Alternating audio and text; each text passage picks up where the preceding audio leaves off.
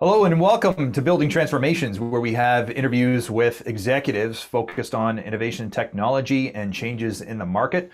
I'm Tom Strong, President and CEO of CanBIM and Principal at Wired Construction.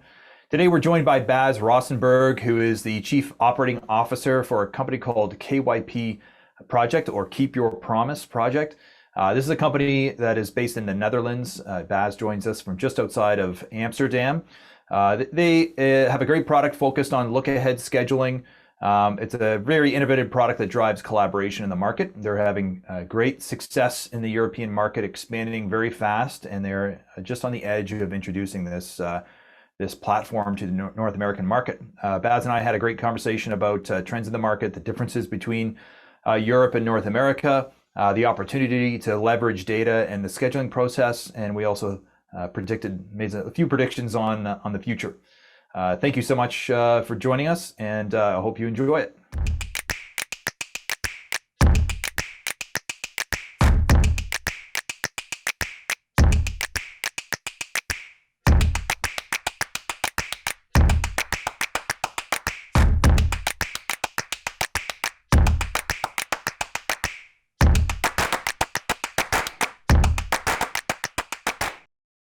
Okay, I'm here with Bas Roestenberg, who is joining us from the Netherlands, just outside of Amsterdam. Bas, thanks so much for joining us today. Very excited to learn about KYP Project.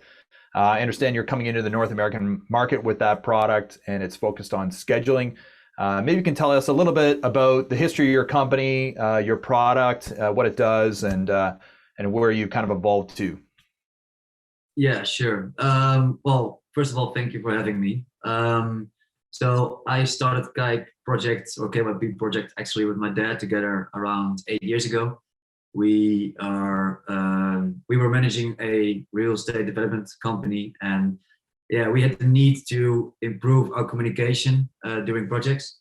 So we started searching for a tool that could help us doing that, and we found a lot of scheduling tools actually, but not a tool that could help us in communicating better on a project. On a construction project. So that's why we decided to create it ourselves. Right on. So it's interesting. The product was created out of a need that you had within your existing business. So you years ago you created this product, and then you've kind of launched it and sold it into the European market. Can you give us a sense of how many customers you have, how many companies use it, that sort of thing? Yeah, of course. So we are having around 300 customers now, like 300 major construction companies spread out over the Netherlands, Belgium, Germany, and the UK. And we have around 60 to 65,000 users that are now using the program. And we have around 1,000 users joining every 2 weeks. So we're quite making some progress in conquering the market. To give you an idea, we have around 8 to 15 new construction projects a day that are being started with KYP. So, wow, that's really amazing growth. The product must be pretty cool. So it's a scheduling product, and it's focused on look-ahead scheduling. So it's designed for people on the job site, I guess, to develop their look-ahead schedules. Or give me a sense of specifically what the product does as it relates to scheduling. Yeah, sure. So you're actually correct. So we used to work with Excel as a scheduling tool for our like 6 to 10 week look ahead schedule. And Excel is a great program, but it's more like a calculating program than a scheduling tool, because if you're scheduling in it, you're just making a image or a picture. So we wanted to make a tool that's very easy to use, which is as intuitive as Excel. And we already had a lot of connections from the construction market. So we asked a lot of people to look at our tool, a lot of superintendents and a lot of project leaders, which helped us create this tool as it is today. And that also makes a tool for more than 60% of all the features in it are also designed by our users themselves. So we listen a lot to feedback, and the idea is that a project leader or a superintendent can very easily create his own schedule in the tool. And when he has a schedule complete, he can actually share with all the parties in a project on a very easy way. So yeah, it sounds like you got a great product, and you obviously must have a great culture within your business. What would you say your highest value is as an organization? Like, what are you promoting, and what are you driving in the market? Yeah, well, we have actually only one. Well, one is the main one. That's keep your promise, because KYP also stands for keep your promise, and that's also one of the things we encountered as a real estate development company a lot in the construction markets, that people tend to say, yes, I'll be there, or I will do that, and because of many reasons, people won't do it, and that's one of the main reasons why we actually started this program. We want to help people communicate better about what they're doing, and doing so by making a very easy to read schedule, which they can share with all the stakeholders. That's great. So you said, I mean, obviously your father started the company, and you've been involved with the company from the early stages. And my understanding is that you were promoted in your current role as chief operating officer, correct, a couple of years ago. Give me a sense of your career path a little bit. I mean, obviously you're driving all this growth within the business. Maybe you can kind of highlight some of the path on how you got here. Yeah, sure. So I always used to say that I would never join my father in a company, but that didn't turn out the way I was expecting.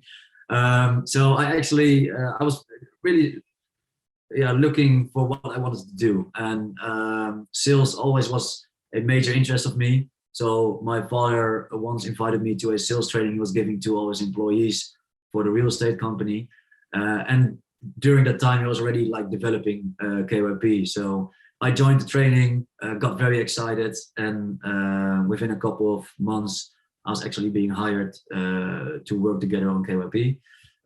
After around a year, I also started to do some product development, which was quite a step for me because I was new in software and also new in construction. So I had to combine those two and figure out how buttons work and people can click on stuff. So those two combined actually turned me into kind of a product owner, which I've been for 5 years. And then the last 3 years, we have been growing a lot, like a lot. So we 2 years ago, we had nearly 4 people or 5 people we're working with. We're now nearing 20.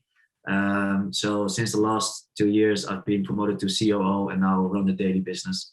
And my father's actually exiting the company and is more focusing on strategy and that. Right. So, I mean, in sales, driving the use of innovation and introducing technologies on job sites in the construction market. I mean, my perspective on that in North America is typically you hit there's like a cultural divide. It is not. Sometimes it's hard to introduce new technologies, new processes into the construction market. Have you faced challenges like that in Europe, introducing technology to kind of facilitate a new way of working to collaborate better? Or what's your perspective on it? Yeah, absolutely. It has been a very bumpy ride until now, with some very nice bumps, but also some very ugly bumps. The main thing, especially when we started 8 years ago, the main thing we encountered was people were working the same way for very, very long times, for like 10, 15 to 20 years. So it's very hard to persuade those people to change the way they're working, because in Europe, and I think it's a bit of the same in North America, a lot of people in the construction market normally say it's going fine, it's going well, and then by well we say quote unquote, because the construction market is not doing a lot of profit or having a lot of margins on what they're doing. Especially in the early years, it was very difficult to convince people. It's now going way better. We see a very big change in the market, that people are looking into ways of improving their work or digitalizing their work, what they're doing. So it's quite different. But to give you an example, that in the first couple of years, we had many encounters with people that pulled out their the Nokia 3310, like the one that couldn't be destroyed, and asked us how they could download an app on those kinds of mobiles. So this it's quite the problem to fix them. But now a lot of project sites have TVs, like big screens on them. People have laptops or tablets they can work on, and are actually looking into better ways to work digitally.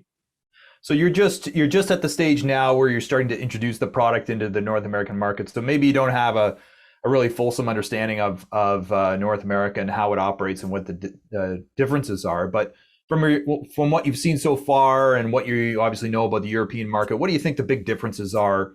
Do you think the European market is more open and receptive to evolving? Do you think it's more collaborative? Are the same types of contracts in use? How have you seen things evolve since you started in your role? Yeah, well, first of all, there are a lot of similarities. So that's the first thing we noticed as when we were looking into North America or actually visiting North America. The things we're different in is that I think in Europe, working like lean scheduling or working with a loss planner system is actually quite far if it compared to other markets. So if we're looking to the States or Canada, a lot of people are just now figuring that out, like how you can set up a loss planner system for your construction project. And we see here in Western Europe that a lot of people are looking in ways to make a digital version of it. So they're like sick of the sticky notes and they don't want to make the plannings on the wall. They actually want to make the schedules like digital and also create them together with the co-partners, but not together in the room. So they're like on distance. The other thing too, we also notice a difference is that BIM is getting very popular in North America. That's a thing, absolutely.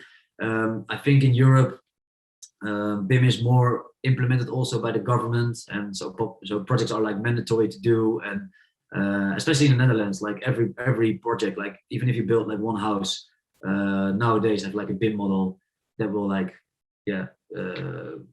3D out the house and to see what you need to do. So yeah, I think those are the big differences for now. So what do you think? What do you think the big trends are currently, and how do you think that's going to shape our future? Like, if you can look like 5, 10 years out down the road, are we going to have, fully detailed 3D models and buildings being fabricated in factories and assembled on the job site by robots, or how do you think the market's evolving and where are we headed? Yeah, so we're heading a bit in that way, I think. What we see in as well Europe as North America is that there's quite a shortage of people who can do like the manual labors or the specialized manual labors. It's quite a problem, and but one of the positive results of that is that companies are looking into ways of improving or automating their processes. So one of the big things is happening is we're gonna do a lot through like 3D modeling, and yes, a lot will be prefab. So a lot will be prefabrication, and will just be like transported to a certain point, be assembled there, and then be moved to the place it needs to be. One of the trends that is now already starting in Europe is that a lot of companies, especially the big ones, are working with hubs. So they are like transporting all the materials and people to certain like hubs in which they collect all of the materials together and then send it in one package to the construction site. So it can be like fabricated in a day or maybe 2 days to create an entire house. So we're definitely heading that way. But for now, we first need to fix the price is going up a lot, and also the shortage of people. Right on. Well, for sure, in 5, 10 years, every project in North America will be using KYP Project, right? So anyways, thank you so much for joining us today. Really appreciate your time, and I enjoyed the conversation. I'm looking forward to seeing more of your product in use. Thank you very much. Thank you for having me. Well, thank you so much for the great interview. I really appreciated that. I also want to thank our partners that make these activities possible. Thank you so much to our annual partners and all of our sponsors for all of our programs and events. We can't do this without you. And thank you to our audience for participating in this as well. We would love for you to go check out our website. CanBIM's a non-for-profit organization. There's a number of ways for you to participate, to meet your industry peers, to learn about technology and innovations, so we can ultimately improve our industry. If you're interested in that, subscribe to our newsletter, order a publication, check us out on virtually all of the available social media feeds. We're present everywhere. And of course, we have events that are happening on a regular basis on a variety of different topics that I'm sure you'd be interested in.